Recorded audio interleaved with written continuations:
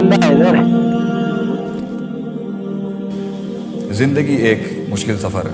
When it comes to knowing who you are and what you want to do in this world, from the physical aspect and from the spiritual aspect, دونوں dimensions کے اوپر, according to my education, little I have from the Islamic perspective, دونوں میں بہت زبردست اصول اسلام دیتا ہے کہ انسان اس کمال تک کیسے پہنچے جہاں اسے چیزیں دکھنا شروع ہو جاتی ہیں. Because when it comes to the highest level of faith, اگر ہم اسلامک پرسپیکٹو کے ساتھ اسپرچل ویژن بھی لے کے چلیں, کارپوریٹ اور پروفیشنلزم پہ میں اس کے بعد آ جاؤں گا, تو اللہ تعالیٰ نے انسان کو جو ٹارگٹ دیا ہے نا, وہ یہ ہے ان تعبد اللہ کانک تراہ فإن لم تکن تراہ فإنہ یراک, کہ تو اس دنیا میں میرے ساتھ ایسے چل, اتنا ایکچولاइज ہو کہ تجھے اللہ دکھتا ہو.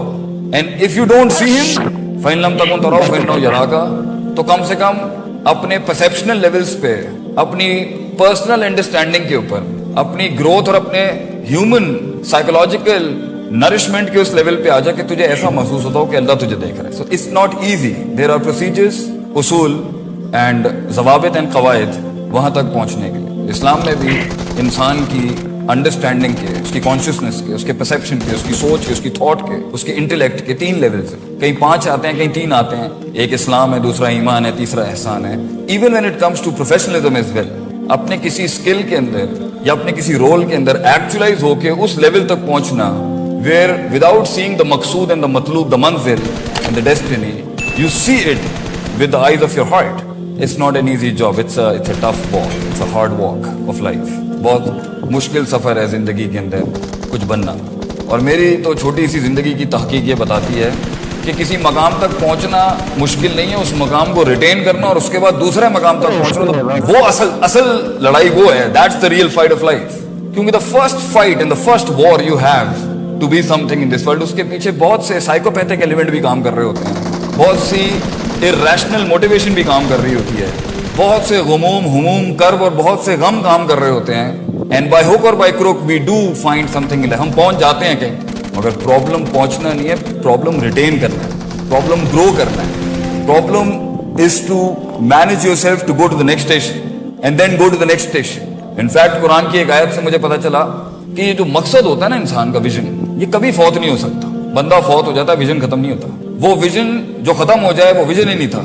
And you being a part of that vision physically and functionally, that's also wrong definition as well. لوگ آگے پیچھے ہو جاتے ہیں, ویژن کنٹینیو کرتا رہتا ہے. That is one of the part of procedures کہ آپ کو بینچ اور سیٹ چھوڑنی پڑتی ہے. And you have to hand, that is also a part of actualising your vision, that you have to give it to someone else as well. But اللہ سیز وَاعْبُدْ رَبَّكَ, سورہ ہجر, وَاعْبُدْ رَبَّكَ حَتَّى يَأْتِيَكَ الْيَقِينُ. مطلب عبادت ایک پروسیجر ہے اور اللہ مقصود اور مطلوب اور ویژن ہے. میں بلینڈ کر رہا ہوں ذرا شریعت کے ساتھ, آپ اس کو کوپریٹ میں اپلائی کر لیجیے گا, ورنہ میں خود بھی کر دوں گا. If God is the vision, هو المقصود المطلوب المعبود, and عبادت is the procedure, and Allah says وَاعْبُدْ رَبَّكَ حَتَّى يَأْتِيَكَ الْيَقِينُ. اس وقت تک تو نے اپنے آپ کو ان پروسیجرز, ان پری ریکوزٹس کے اپلائی کرتے رہنا ہے جب تک کہ تجھے موت نہیں آ جاتی. تو زندگی کے اندر امامت ہو, قیادت ہو, لیڈرشپ ہو, کسی ایک رول میں ہو یا بہت زیادہ رولز میں ہو, یہ کبھی ختم نہیں ہوتا. It never ends up. In fact, it never finishes. And the shaitan and our own nafs and our own demented perception is always trying to tell us to let go of the ball, let it go. It's over. You're done.